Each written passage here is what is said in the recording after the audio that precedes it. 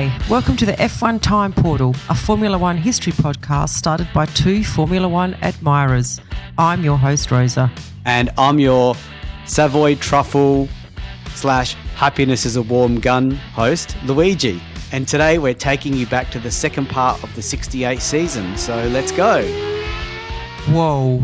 Okay, what did you do there? What? I put in two songs because I realised this is an era where there's too many good songs. I can't just pick you one. Can't decide. Yeah, so, and again, for the British listeners, or all listeners, to be honest, Beatles are not just British. They are both songs from the Beatles' White Album. Happiness is a Warm Gun happens to be my favourite Beatles song. I know that song. I have heard of that song. Yeah, but you hadn't heard of Savoy Truffle. No, I do not know what you're talking about with Savoy Truffle. I hate to say it, as much as I like it, it is still a bit of an album filler. Okay. It's a pretty cool George Harrison song. Okay. His song's always a bit different to the other Beatles songs, with the typical Lennon-McCartney songs. Okay. So, yeah. A bit dark. Happiness is a warm gun. Warm gun. It's a tip of the hat to the last episode. Yeah, okay. Yeah, so now we're back to happy song. Savoy Truffle is a happy song. Happiness is a Warm Gun is a testament to the past. Okay. So we're up to the third race of the season. Are we ready to go? Yes. Okay, so race 3 of 12, the Monaco race, which I obviously have trouble saying. We've talked about this in the past. Monaco? Yes, Monaco. That's right. Yeah, I can say it. It's just habit. Yeah. So this race is at Monte Carlo, as it always is. On the 26th of May, 80 laps. There were 18 drivers attempting to drive with 16 starters.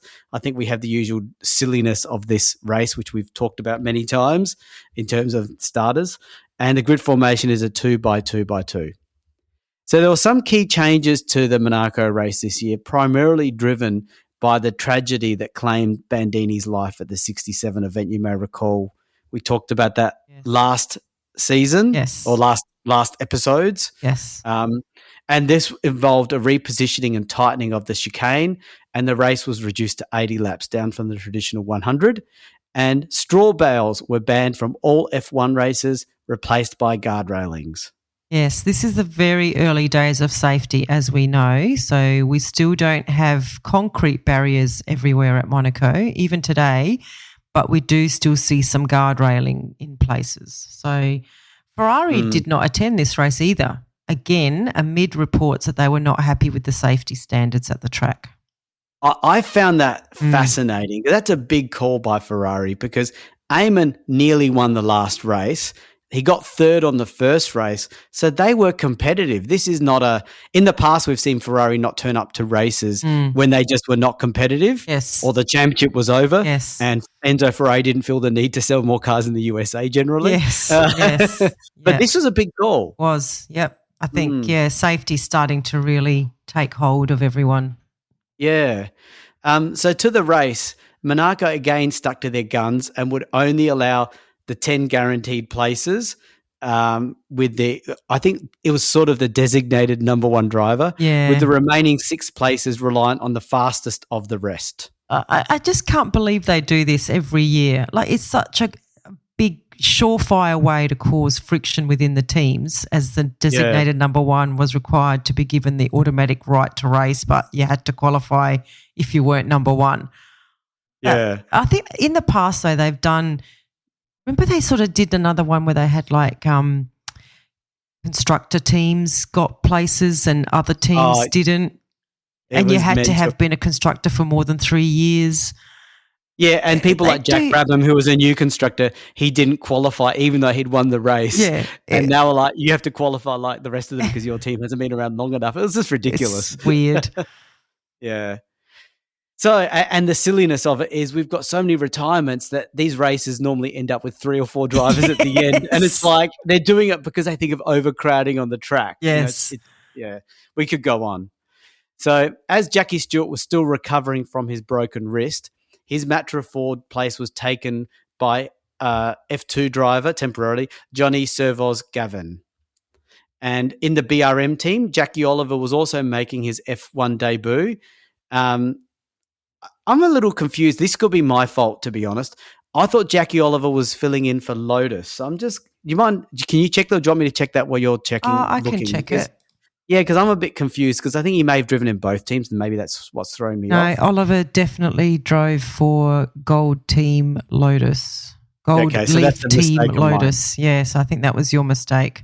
Yeah, so he's making his debut in the Lotus team, Yep. I think, in place of Clark, and Yes. also making their debut for various reasons were Bianchi for Cooper and Atwood at BRM. This is a weird place to make a debut. Like, this is a daunting track, but also you're limited in terms of qualifying, so you might not even make it past the cut. Yeah. I guess lucky Ferrari isn't there. They got some extra spaces.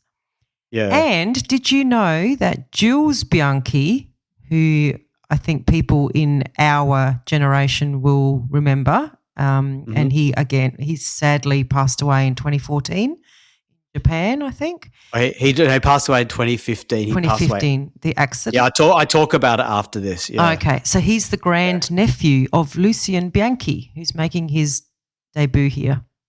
Yeah, who would have thought? And the funny thing is, there's a domino connection here because, yeah, as you mentioned, Jules Bianchi passed away. He actually passed away in 2015, a number of months after the 2014 Japanese Grand Prix, which is very sad and tragic and unnecessary. Yes. Again, a safety thing that has changed in F1, which we won't go into the detail. But he was actually a potential Ferrari Formula One driver, Jules Bianchi. Yes. And he was the godparent of Charles Leclerc. Yes. Yes, he is. And that's something to throw to 2024. So isn't that interesting to see all these connections?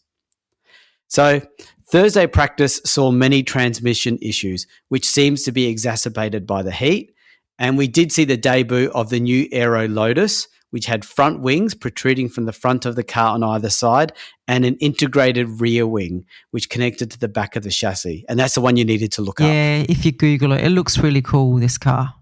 Yeah, I wish they looked like that today. I know. So Hill, in his new Aero Lotus, not only set the fastest time on Thursday, he did the same on Friday and secured an impressive pole time of 1 minute 28.2. So not bad, having won the second race, bringing Lotus back from the sadness of Clark. Surprisingly, in second place and on his race debut was Sir Vosgavin in the Matra Ford, and he secured a front row position with 1 minute 28.8. Followed by Siffert in the Rob Walker Lotus, and third was he was in third, and Surtees in the Honda was fourth. Impressive. That Honda's that super powerful engine, and it's doing well on a twisty track. Yep. Yeah. So race day was warm and sunny, and again Louis Chiron dropped the flag. We've talked about Louis Chiron, an old Monaco native racing driver. So when the flag fell, the 26-year-old French driver, Sir Vosgavin, charged into the lead and crucially beat Hill's Lotus off the line. So despite slightly clipping the barrier at the chicane, he went on to complete the first lap with a 2 seconds advantage over Hill, Siffert, Surtees and Rindt. I mean, that's pretty good for his debut, and he's leading the race, and it's Monaco. I mean, you're going to give him number 1 points in your TP. I can just see it now. I know. No matter what happens to him from now on, he's already earned number one. That's right. Yeah. Oh, come on. You said it. His debut. Yeah. He got front row in the lead, 2 seconds lap one. Yeah. He may as well be world champion now. So the fact that Sir Vosgavin retired on lap 4 while leading with a broken drive shaft, so not even his fault, emphasises my TP yes, ranking. I think he's a really lock-in. does lock it. Yeah. He locks in the win. Now, I'm not going to go in and check, but it would be funny if I do. But that's giving it away. You're not allowed to give it away. So Hill now has a very slight lead over Siffert with Surtees and Rindt behind. However, there was more retirement drama to come because that's how Monaco likes to do it. On lap 8, Jack Brabham retired. And then on lap 9, Rindt Brabham hit a guardrail after trying to overtake Surtees for third. Gurney retired soon after then, and then second place Siffert in the Rob Walker Lotus pulled up with a broken car. Then Beltoise in the Matra Ford hit a curb, which broke his wheel and front suspension. Then Courage gave up because his BRM was handling badly due to a cracked chassis. What? Yeah. What has happened? Wow. Yeah. There's so many retirements. It makes a mockery of that rule, doesn't it? It really does. So Surtees retired on lap 17 from second place with a broken gearbox as well. More. So second place is like being in the lead. Yeah. And we've still got, how many laps is this? 80 laps. And this is like lap 17. 17. Holy. Yeah. Very early. So we're not even at quarter distance and we only have 5 cars left. Oh. As Rodriguez's BRM crashes out. Oh, my gosh. Look, if I had to enter a race, I would make sure that it was Monaco, but I would try to not actually retire because then you're like you got like a 1 in 5 chance of making the podium. Yeah, as long as you survive. Yeah. So it is ridiculous. We're quarter of the way and we're down to so few cars. So at half distance, we have Hill in the lead, followed by Atwood in the BRM who qualified 6th. We're mentioning where people qualified now because it adds to the humour of it in some respects. Holm is 3rd in the McLaren who qualified 10th and Scarfiotti is 4th in the Cooper BRM who qualified 15th. So it was only the strong driving on Hill and Atwood that actually kept things interesting as they were both lapping at a very fast pace of 1 minute 30 and they were about 3 or 4 seconds apart. Well, that would have been exciting to watch at least. Yeah.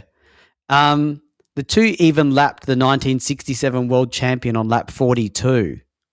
Wow. So, yeah. So, and of course, Holm had to spend nearly 10 minutes in the pits on lap 44 with a broken drive shaft issue. So more issues with the very few cars that were still left. So at the front, Atwood chased Hill right to the end of the race and even set a fastest lap on the very last lap in his attempts. And he finished only 2.2 seconds behind. So, yeah, Hill in the Gold Leaf Lotus wins, followed by Atwood in the BRM, and then the pair of Cooper BRMs of Bianchi and Scarfiotti, who were both 4 laps behind. and then in 5th, despite that 10-minute pit stop, was Holm in the McLaren, 7 laps behind. So, yeah. Wow. This would be Atwood's one and only podium finish at a Formula One race, just as for Belgian Lucien Bianchi, who finished 3rd. So this was the 50th podium finish for Lotus. I feel like, this adds to Hill's kind of reputation as being Mr. Monaco.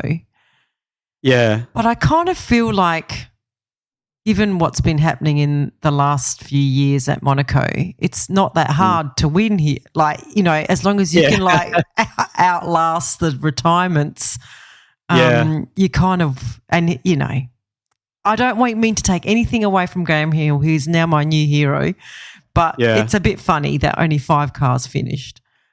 Yeah. And I think that's been the case in the last few years as well. Yeah, so I even saw in some of those videos I was mentioning earlier that Hill was talking about the Monaco race and he was talking about how you're driving around and you just get into his black wall, which is the tunnel. Yeah. And the way he described it, and the lighting was probably not good. They didn't have LEDs or anything like that. Yeah. So it was just fascinating hearing him talk about that. So, yeah. Yes. Well, I also have to mention, unfortunately, this would be Scarfiotti's last Formula One race as he was killed during practice at a German hill climb event just 2 weeks later. He was only 34. And just prior to entering F1, he won the 1963 24 Hours of Le Mans for Ferrari.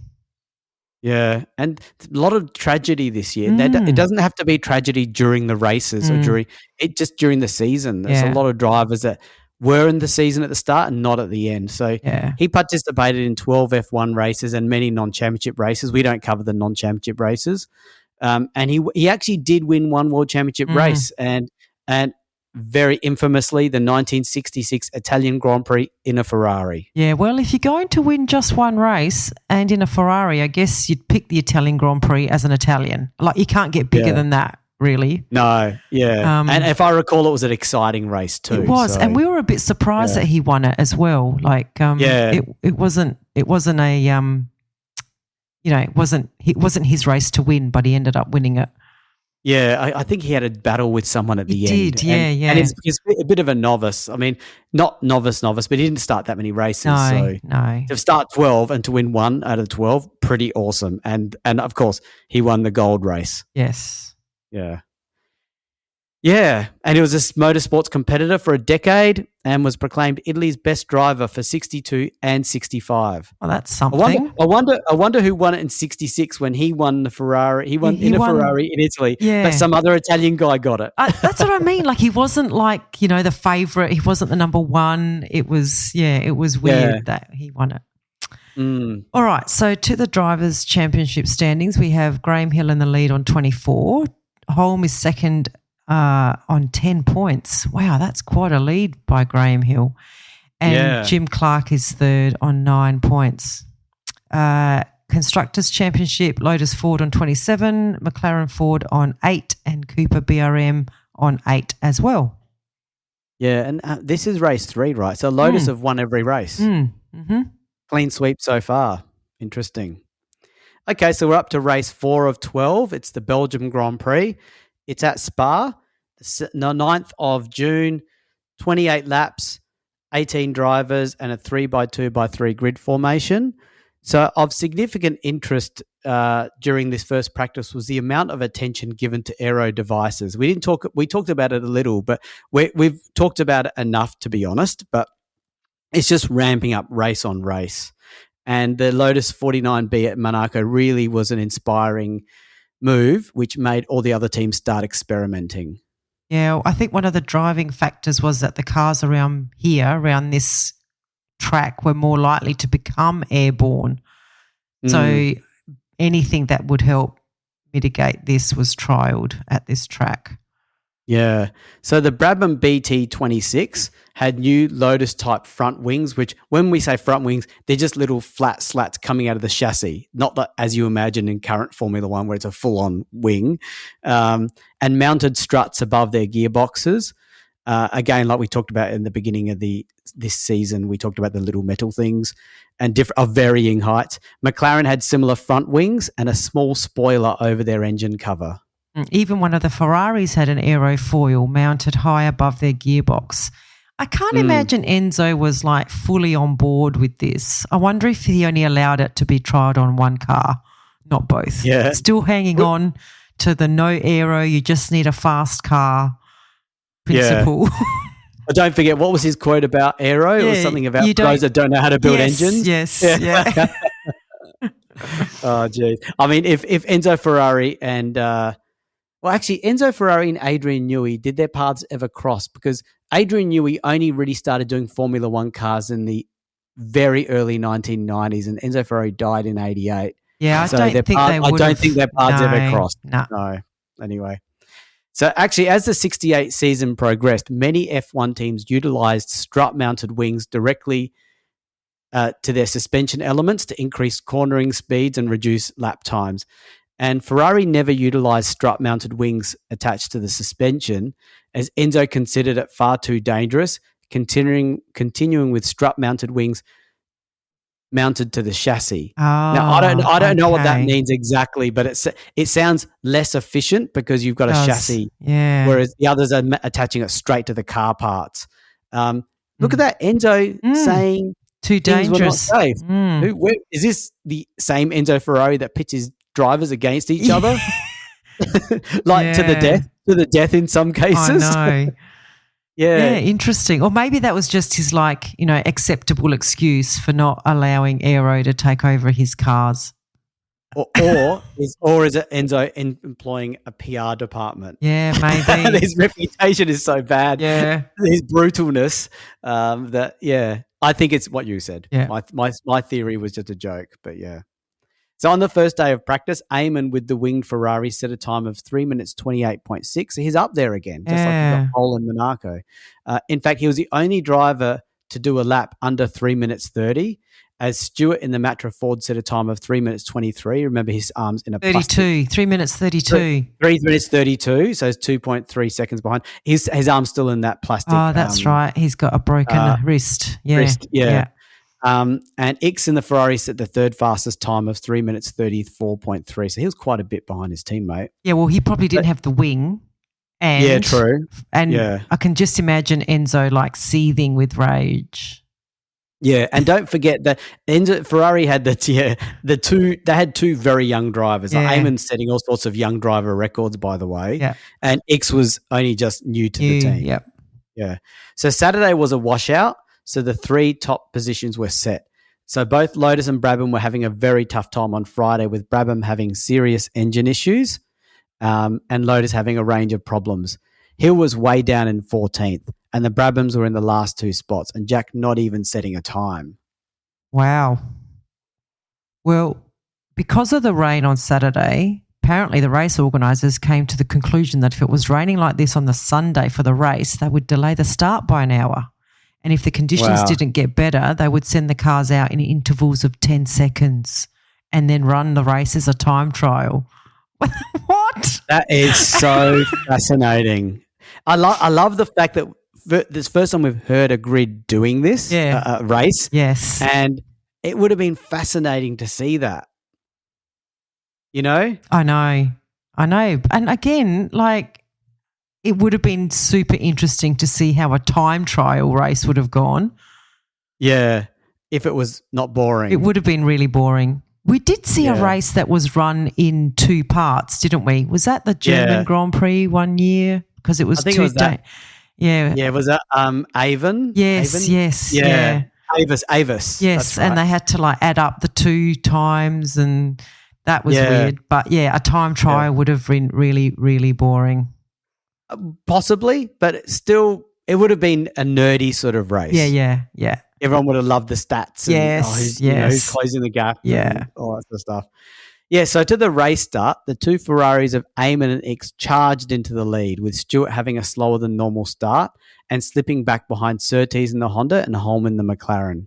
Surtees was on a charge, and at La Source, he outbraked X to take second, but the first three cars were almost touching. That's how close it was.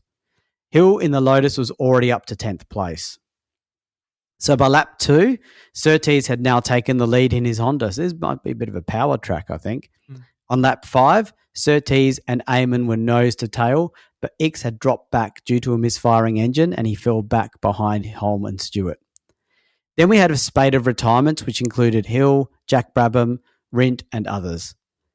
On lap 7, Redman in the Cooper BRM, he got the podium in the first race, wasn't it? Second race.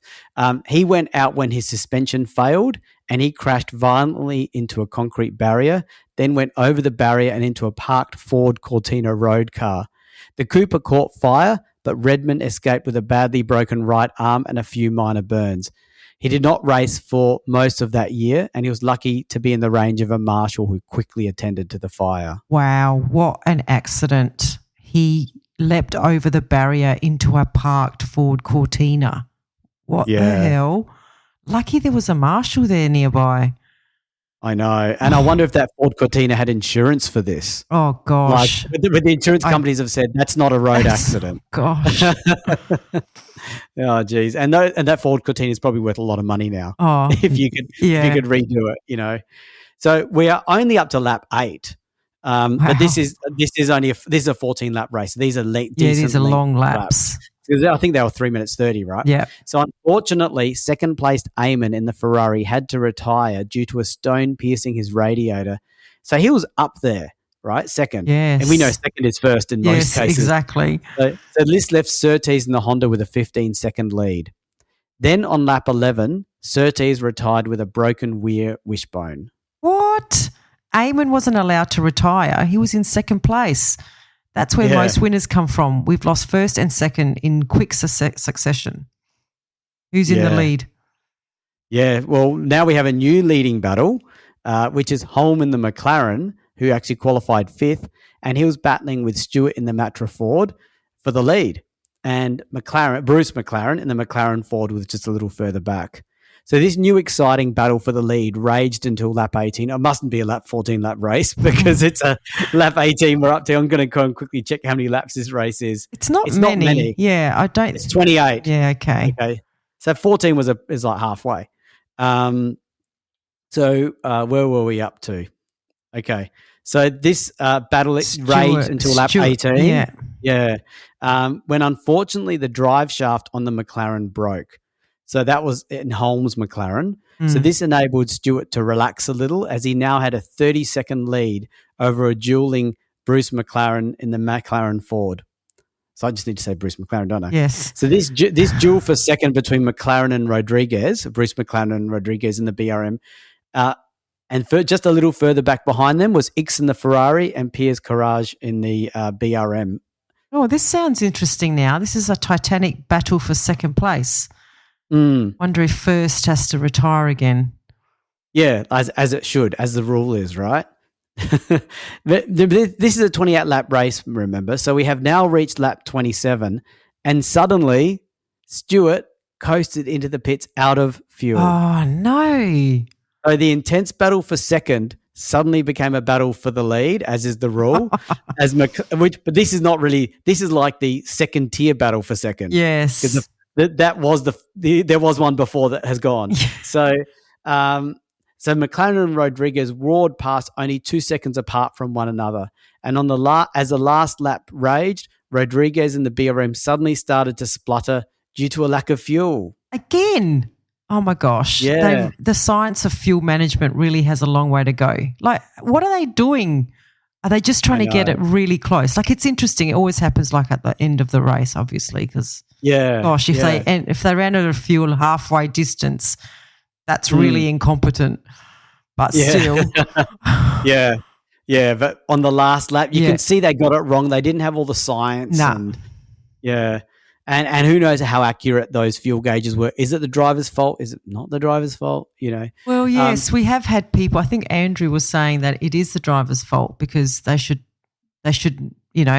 coast more and not use the petrol more. I don't know. Andrew said that, but even in the 80s, I remember Alain Prost, one of my favorite drivers, saying that he had a digital gauge, or in the 80s, whatever that meant, that said he had like 3 laps of fuel left with 3 laps to go, and his car started spluttering. Yeah. And it was like, that happened, and he had to suddenly go into emergency mode. Yeah. And that's in the 80s. So we're talking in the 60s. Yes. So I'm going to say Rodriguez was caught out. Yeah. Okay. Yeah. So McLaren proceeded to win by 12.1 seconds ahead of the spluttering Rodriguez. Ickx finished third with his misfiring Ferrari, and Stewart was classified as fourth. Wow, what a race. So this was McLaren's team's first ever F1 victory and Bruce McLaren's first championship Grand Prix victory since 1962 at Monaco. Wow. Yeah. So he's a long time between drinks. Long time. So he also became only the third driver to win a race in a car bearing his own name. So Jack Brabham did it in 66 and Dan Gurney in 67 at Spa. Yeah. I mean, it was a bit lucky, but, he was there. He made it to the end of a race where everyone retired. So. And I mean, yeah, good on him. And McLaren's one of my favourite teams. This is a special win, even though it was a lucky win. But look at that era, 66, 67, 68. Yeah. Drivers winning cars in their own teams. Yeah. Pretty special. And it goes to show, as successful as they become, they didn't burst into the scene with total success. I mean, they didn't really not much really when they first debuted and long time, like you said, between wins, but they do get very successful. Yeah. Okay. So how are we looking for the championship now? So Hill's still on 24, Holmes still on 10, McLaren and Jim Clark are on 9. And in the constructors, we've got Lotus Ford on 29, McLaren Ford on 17 and BRM on 12. Close. And this explains why Colin Chapman wanted to tell McLaren about that car issue. Yes, that's right. Because he could see the threat. Yes. Yeah. Okay, so we're up to the 5th race of the season, 5 out of 12, the Dutch Grand Prix. It's at Zandvoort, 23rd of June, 90 laps, 19 drivers and a 3x2x3 grid. So the grid for this race would be determined by time set on Friday and 2 hours on Saturday. So Friday was fairly active as rain was actually predicted sometime over the weekend, and people were obviously concerned about Saturday. And again, it was Eamon in the Ferrari that set a really strong pace of 1 minute 23.5 ahead of Rindt in the Brabham. only 0.15 further back than Hill in the Lotus to complete the front row. So the rain did come on Saturday as predicted, and there were only minor changes to the middle and back of the grid. Stewart didn't race on the Saturday. He rested his wrist because it had become really badly swollen. Remember, it's still kind of broken. Yeah. But it just shows how much pressure these cars were applying to bodies and how much G-forces, even back then, they were putting on the body. So pretty tough of him to drive through that. Yeah, and he came fourth in the last race. Yeah. Yeah, so he's doing an amazing job. That they wouldn't be allowed to drive today. No, that's right. Well, didn't when Liam Lawson took over from Ricardo, he had broken his wrist and, he had to sit out the race for 6 weeks or whatever, 5 weeks. Yeah. So again, we had the ever-evolving aerodynamic aids in action as people evolved these aeros to adapt for each of the tracks, and the teams were continuing to experiment. I just looked up and saw that Adrian Newey was born in 1958. It would have been amazing if he was born in 1968. Oh, that would have been the year amazing. the aero started in F1. That would have just been like a universe aligning all the stars. But yeah, that would have been amazing. But what a pity. 10 years out. 10 not far years, off. Yeah. So on race day, just before the scheduled 2:30 start, it started to drizzle. And this caused a lot of uncertainty amongst the grid as they tried to work out if wet weather or dry weather tyres were the way to go. This is good. I like it when the weather plays havoc with strategy and having to choose tyres and stuff. Brings out the best. Yeah, it does. And risk-taking and strategy. Yeah. So if you compare that to today, Louis, the drivers and the teams are dictated to start on wets or intermediates, aren't they now? Not the intermediates, but definitely the wet. Yeah. Okay. So when the flag fell, it was actually Rindt who led into the Tarzan hairpin. However, by the end of the lap, it was Hill in the Lotus leading, followed by Stewart in the Matra Ford in second and Rindt. Hill made a very strong start and already had a 2-second lead. So the drizzle quickly turned to heavy rain, and Stewart, using the wet Dunlop tyres, closed up and passed Hill for the lead on lap 4. At a similar time, Rindt slipped back behind Eamon, Ickx, Beltoise, Rodriguez, Siffert and Gurney. What? You just named half the field. Was that because he was on the wrong tyres? I think so. It must have been. Yeah. And just noting, Stewart in the wet is pretty good, and on the wet Dunlops sounds like he's got another little advantage. Yeah, despite his arm. Yes. But while it doesn't say Rindt fell back, in the Mike Lang book, considering this all happened within just 2 laps, one would think his tyres were not right for the conditions, and I doubt Rindt suddenly lost his ability to drive competitively. Yeah, I agree. I mean? Yeah. So you said that Stewart's still got wrist issue. Yeah. So he's using a plastic support, and despite his swelling issues on Saturday, he was driving amazingly and was 9 seconds ahead of Hill by lap 10. Wow. Yeah. So within a couple of laps, Beltoise had now moved up to second place. Hang on, where did Hill qualify? So he was second, he's down to third now. He qualified third. Oh, and where about Beltoise? Where did he qualify? He qualified 16th. What? Yeah. How did he get up to second so quick? Yeah. Again, he must have the right tyre. And by lap 10. Yeah, by lap 10. Yeah. Yeah. Good driving. And going for it. Yeah. Going for it. So the conditions were quite challenging, and the first wave of retirement started with Holman the McLaren being one of the first big names out with a misfiring engine. Then on lap 20, McLaren went off at Tarzan hairpin, as well as Jack Brabham. Even the hard-charging Beltoise from his 16th grid had an issue by going off into the sand due to a throttle problem, and this put him down to 7th place and a lap behind race leader Stewart. What's happening up in front then? Yeah, Stewart was now almost a minute ahead of Hill. Beltoise, meanwhile, restarted his charge, and by lap 27, and remember this is a 90-lap race, Beltoise passed Gurney, and then the two of them flew past the spinning Ferrari of Ickx. Eamon was quickly dispatched by Beltoise, and now Beltoise set about closing the 20-second gap to Hill in second place. Wow. Again. Again, yes. Imagine if he didn't qualify so low. I mean, he'd be in first place. Yeah, or giving Stewart a hard time. Yeah, absolutely. Yeah. So the interesting thing is that the rain had stopped at this stage, and now Beltoise was catching Hill at the rate of about a second a lap. Whoa. So, yeah. So hang on. So if it stopped raining, did he have wets when it was raining, or is he on dry? It sounds like he didn't. I don't know what tyres he was on. It seems to not matter. No, it doesn't matter if it's raining or not. What tyres he's got, he's just in superstar mode. Let's just give Beltoise all the credit. I reckon. Not about tyres, yeah. So much so that by lap 50, Beltoise in the Matra had caught and passed Hill, and he was back up to second place. Wow. Yeah. That's amazing. Then the heavy rain came back, and the conditions were now treacherous.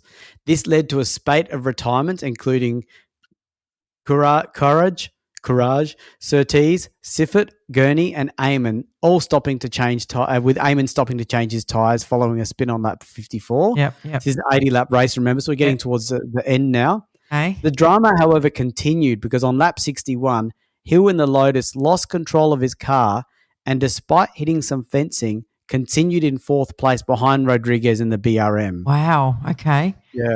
So meanwhile, up front, Stewart had now lapped the entire field. We haven't talked about him too much. No. And he was driving as smoothly as ever. And with 20 laps to go, Stewart eased off and allowed Beltoise to actually unlap himself. Oh, okay. That's nice. Yeah. I don't think he was doing it to be nice. He was just probably looking after his car, right? Exactly. And his tyres Yeah. So Hill had another sprint at Tarzan hairspin, and this, I think I mean spin. I think you mean spin. Yeah. Yeah. And he had to retire for good on lap 81. Oh. So Stewart went on to give Matra Ford their very first F1 victory, with Beltoise bringing home the Matra with its Matra V12 engine, coming in a super strong second place. That's a Matra chassis one too. Yeah. Rodriguez in the BRM was a lap behind Stewart in third. Well, that was the battle of the Matras. It was like, yeah. And Beltoise, I can't believe that. That was like, no matter what the conditions were, he was like slicing through the field. It's very impressive, isn't it? Yeah.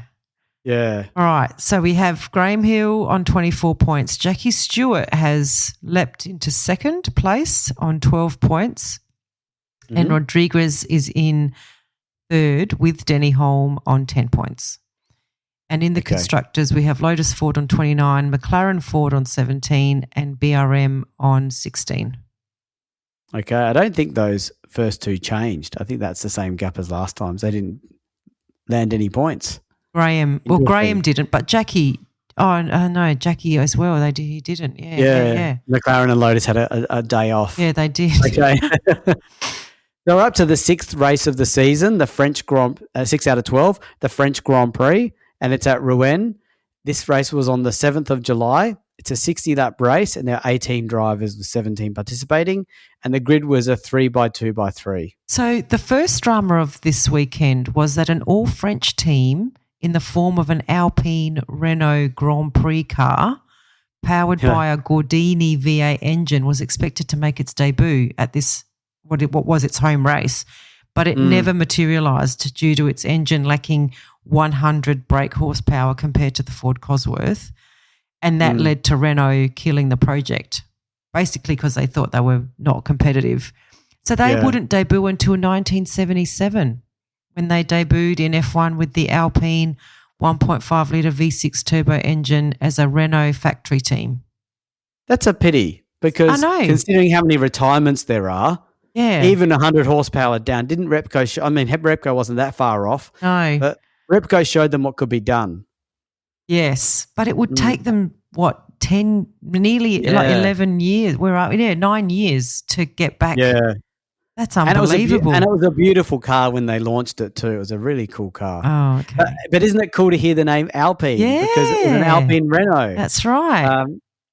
So that's very interesting to hear that obviously Renault in 2024-ish era where they rebranded as Alpine a couple of years ago. Yes, they did. And we didn't really know the significance of that name. Yeah. But now we know that's the first time they were named for a Grand Prix car was an Alpine Renault.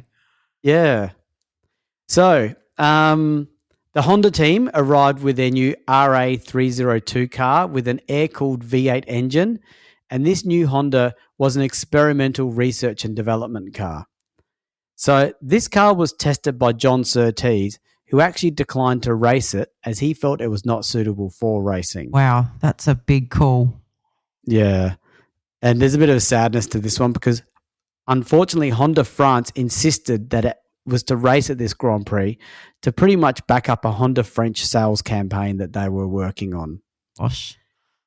Yeah. So naturally they chose a French driver to drive this new car, and his name was Joe Schlesser. He was 40 at the time, and I am surprised he agreed to drive a car that another driver and an experienced world champion at that said that it was not race-worthy. That is very brave. I guess if you're 40, I don't know, was this his first Grand Prix? Probably. It would have been one of not many, Yeah. if at best. And in the video footage, in the video stuff that I was watching on YouTube, it did actually say that Joe Schlesser was quoted as saying it was an opportunity of a lifetime and he couldn't pass it up. And I get that. I get it, I guess. Even though Surtees said I'm not driving it, you can't say no, can you? It's too. You're going to regret it. In this case, he shouldn't have done it. Oof. But Yes. yeah, we'll get there. That's hindsight, I guess. Hindsight, yeah. So when practice started, it was Rindt and the Brabham who really stamped his authority. Not only was he the lap record holder at this track, but Rindt had won the 1967 F2 race as well. So his time of 1 minute 56.1 would not only be the pole lap, but over 1.2 seconds ahead of the second on the grid driver Stewart in the Matra Ford. So Oliver in the Lotus had a major accident during practice. He hit a wall at over 200 kilometres an hour. This is where the Colin Chapman story is. Okay. And the entire rear suspension and gearbox was torn off. Okay. Oliver was lucky to walk away unhurt, but his car was not able to be repaired in time for the race. Okay. Yep. So third on the grid was Ickx in the Ferrari, followed by Holm in the McLaren and Eamon in the Ferrari. So those Ferraris were up there. Trying, yep. But Rindt's in a class of his own. So if Rindt is getting pole, where's Jack? Yeah. Well, okay. He qualified 13th, and it wasn't a great result. Yeah. Knowing Jack Brabham, he probably had car issues and kept giving his preferential car parts to Rindt, who got pole position. Yes. Yeah. So on race day, drizzle started, and again, there was some uncertainty as to what was the best tyre to take into the race. Another race with changeable conditions. Hopefully it's as good as the Dutch GP we just heard. Yeah. Most drivers chose intermediate tyres, but Ickx chose full wet weather tyres. So when the race started, it was Ickx leading at the end of the first lap, obviously taking advantage of that grip, despite Stewart making the better start off the line. Rindt was close behind in third, followed by Surtees. Not in the experimental research and development Honda. Yeah. So Schlesser in the other Honda was way down in 15th, and he had qualified 16th. Okay, so not looking so good to drive Honda sales in France. I mean, if you're going to do that, you should have like a super car, not a research and development car that's down in the bottom of the grid. Yeah, and 16th, and there were only, I think, 18 cars in this race. So, yeah, he was right at the back. Yeah. So then it started to rain quite heavily, and on lap 3, tragedy struck. Schlesser approached a hairpin and suddenly lost control of his Honda. He crashed into a bank, overturned, and immediately burst into flames. Unfortunately, the Frenchman had little hope to survive, as a full fuel tank and magnesium chassis, which is, I think, part of the R&D part, it burned so intensely that nothing could be done to save Schlesser. The fire spread right across the track, and even some spectators sustained minor burns. Poor Schlesser. Tell me they stopped this race with the fire over the track and the spectators getting hurt. Yeah, it's even worse than that. There were 10 spectators that were injured, and the car. It wasn't that the flames went onto the track. The car bounced off the banking back onto the track and took up, I'd say, 60% of the track. And when I say fire, unfortunately, I'm not suggesting anyone look at it, but it's like a massive bonfire taking up 60% Wow. of the track.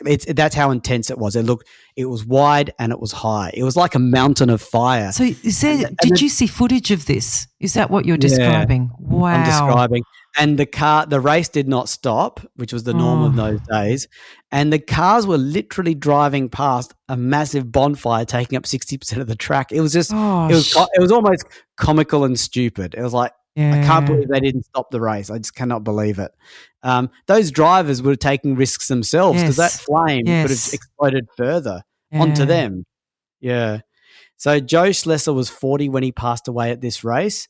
He did participate in more than one race. He participated in 3, and he scored no championship points. And interestingly enough, another link to sort of the modern era, he was the uncle of Jean-Louis Schlesser, who himself became a Formula One driver in the 1980s. Yeah, I felt I remembered that name, Schlesser. Not Yeah. one to forget. And I didn't remember about this incident. So as a result, sorry, Louis, you go. I think Jean-Louis Schlesser is the driver. I'm pretty sure I'm making the connection in my mind, and I could be wrong, but I'm 90% certain I'm right. He's the one that took out Senna. Yes, I think so. In the Monza 88 Yes. Grand Prix. Yes. Yeah. So he's famous for that. Okay. And that's why you love him. Yes. He stopped McLaren having a clean sweep. Yes. So, yeah. So Honda withdrew from Formula One at the end of this season after this incident.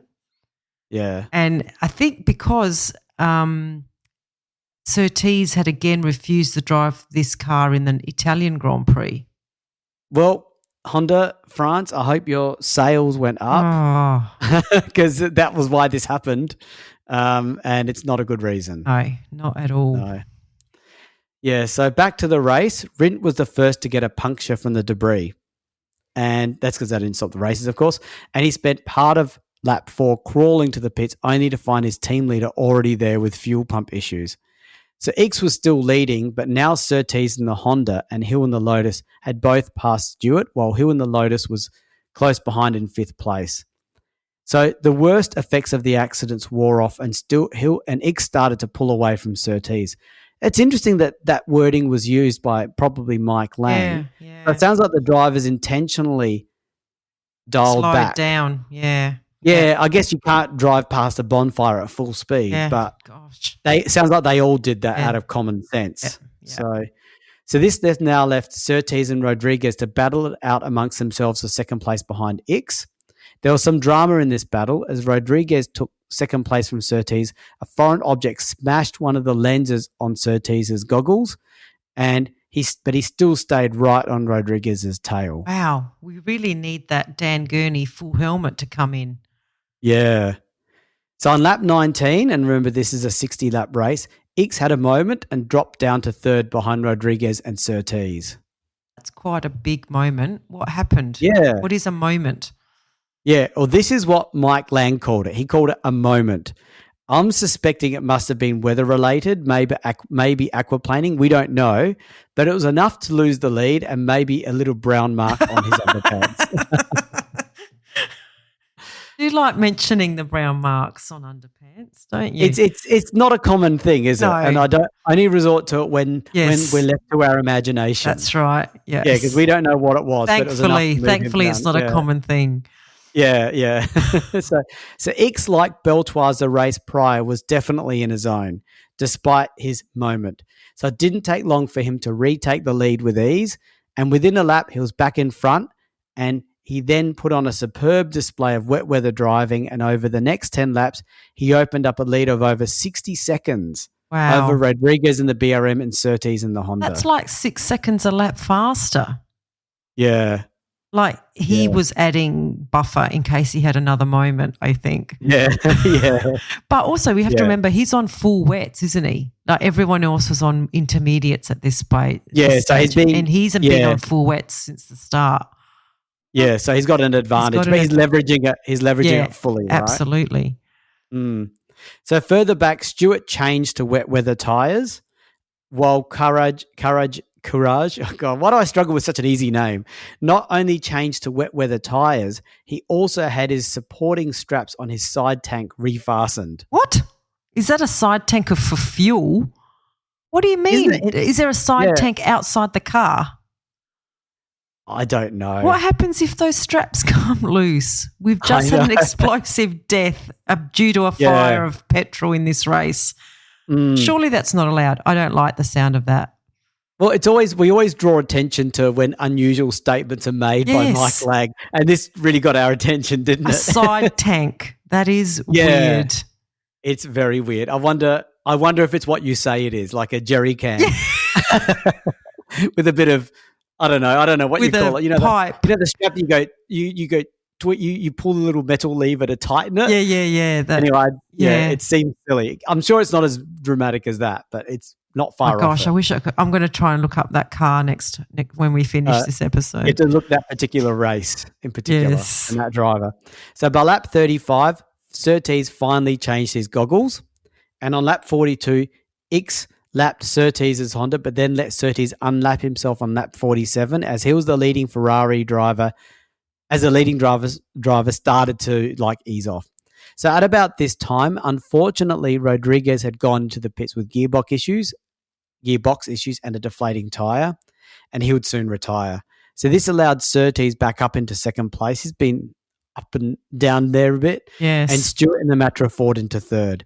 So amazingly, the sun came out towards the end of the race, and Ickx won by almost 2 minutes from Surtees. Wow, that was an impressive win. Yeah. And I was going to say what was interesting about not only was it an impressive first win for Ickx, but in the video footage, it is the most depressing win. There's just there's no smiles. He's holding the what's that? Is it called a garland? The garland, yes. Yeah, he's holding the garland around his neck, and he's just looking. It looks like a depression session, and as it should be, to be honest. Well, that reminds me of the 1958 race where who was that? Mike Hawthorne won it. Oh yes, but during that race, his friend died. Was it Collins? Yeah. And he was just depressed as well, and he just didn't want to speak to anyone, and he didn't stick around for the presentation, and it was very sad. Yeah, it's sad when these things happen. I mean, this was his first win as well, though. This is a bit different, isn't it? Because it's your first win and you want to celebrate, but you really don't feel like it. Yeah. Wow. And I wouldn't have thought that they would have known Schlesser very much, but I guess that it was a tight-knit community. Even though he never raced, Grand Prix, they probably all knew each other, Yeah. Some of them went on holidays together. I'm not sure if Schlesser was in that status. Oh, I feel bad for Ickx. Yeah. And so, interestingly, you're going to tell the championship, but what's interesting is Hill's still leading the championship because nothing's changed there. But he has not scored any points since the Monaco race, which was 3 races ago. Yeah, okay. Well, he's still in the lead. You're right. He's on 24 still, but Jackie Ickx is now in second with Jackie Stewart on 16. So they're closing the gap. But that was, 3 wins in a row. Graham, 2 wins for him, wasn't it? Yeah. And constructors, we've got Lotus in the lead on 29, McLaren second on 19, with Ferrari and Matra Ford all on 19. Yeah, so that constructors is closing up, isn't it? Yeah. Yeah. All right. Okay. Well, jeepers, Louis, every episode of this year we've had we're ending on a down. We're ending on a... this is meant to be the up episode. We're reliving a tragedy that's I know. Schlesser's was... The thing with Schlesser is we didn't really know Schlesser, not like Clark, but it was just such a needless accident, and it was driven by greed and commercialism. Yeah, that's right.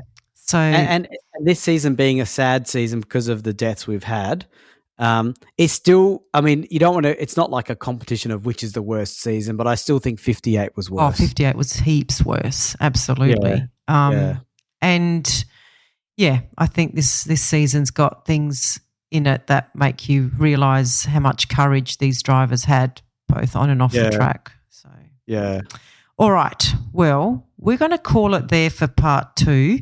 Hopefully part 3 Now, we did this research a while ago, so I don't remember it. I hope it gets better. But I hope it gets better for I think we're onto the happiness path. Okay, now. good. So, all right. Yeah, fingers crossed. Okay. All right. Well, we'll see everyone back for part 3. Okay. Bye, everyone. Bye. We have a Patreon. Yay, we're a professional podcast now. So it means a lot to us if you are able to support the F1 Time Portal podcast. For a small monthly fee, you not only get ad-free podcast content, you will also receive special episodes that are exclusively uploaded for our Patreon financial supporters. We promise at least 2 additional exclusive episodes each month aligned to the decade we are up to in the show. And you will also be able to make suggestions about any special episodes you may want us to research and present. We can't promise that we can do all of them, but we will consider them. So, if that sounds like an entertainment bargain to you, go and sign up at patreon.com/F1 Time Portal today. If you're enjoying our podcast, please tell your friends and non-F1 friends alike. Yeah, and don't forget to rate us 5 stars or whatever highest is available on the podcast platform that you use. We have a range of social media handles for you to connect with fellow listeners, so look up F1 Time Portal on all the usual platforms. Or visit us at www.f1timeportal.com or email us at f1timeportal@gmail.com. We would like to give credit to our primary reference materials, a series of books called Grand Prix by Mike Lang. We also use many other written and digital references, which are in our show notes. Thank you for your support. Thank you.